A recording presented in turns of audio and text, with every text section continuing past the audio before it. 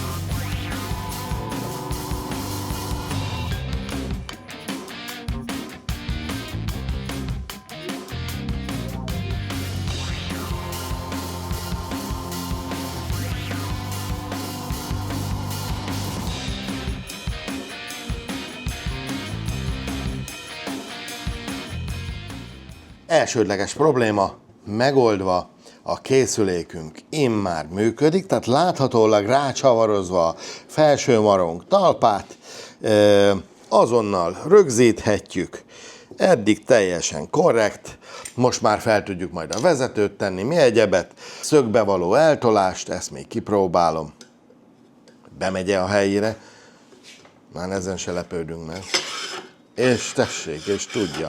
Már csak annyi a dolgunk, hogy beépítsük az asztalba, de most nézem, hogy azt gondoltam, hogy csak csavar problémák vannak, de ha ezt én beépítem az asztalba és síkba elsüllyesztem, hogy az anyagot könnyedén szépen tudjuk tolni, akkor a következő bökkenő, hogy ez, mivel ez alatt a sík alatt csúszik, hát az innentől kezdve nem fog tudni csúszni. Úgyhogy ha ezt ráteszem az asztalra, akkor pedig kiáll. De lehet, hogy azt a módszert válasszuk, hogy ráfele tesszük, ami azt jelenti, hogy kisebb lukat kell vágnunk, és akkor viszont ez el tud menni. És a tárgyasztalunk az pedig marad ekkora. Az anyagot ezen fogjuk tudni tolni, nem az asztalon, az asztal csak segít.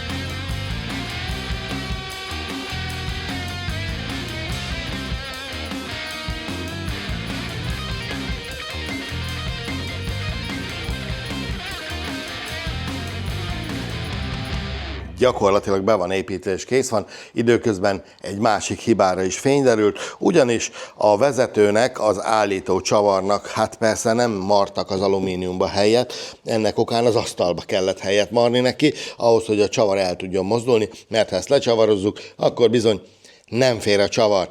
Hát eme kis kanyartól eltekintve, most már összeállt, itt benne van egy fej, és már csak az a dolgunk, hogy kipróbáljuk, hogy hogyan is megy ez a dolog. Egyébként hozzá kell tegyük, hogy ez pici dolgokhoz való, nem hatalmas nagy ajtókhoz, így ennek okán ez a kis asztal is valószínűleg elegendő lesz.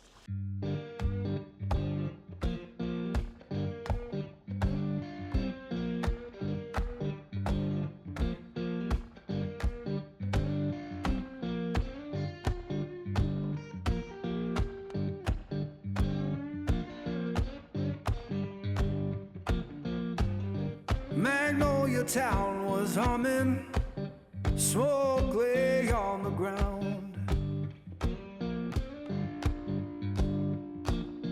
Yeah, Magnolia town was humming, smoke lay on the ground.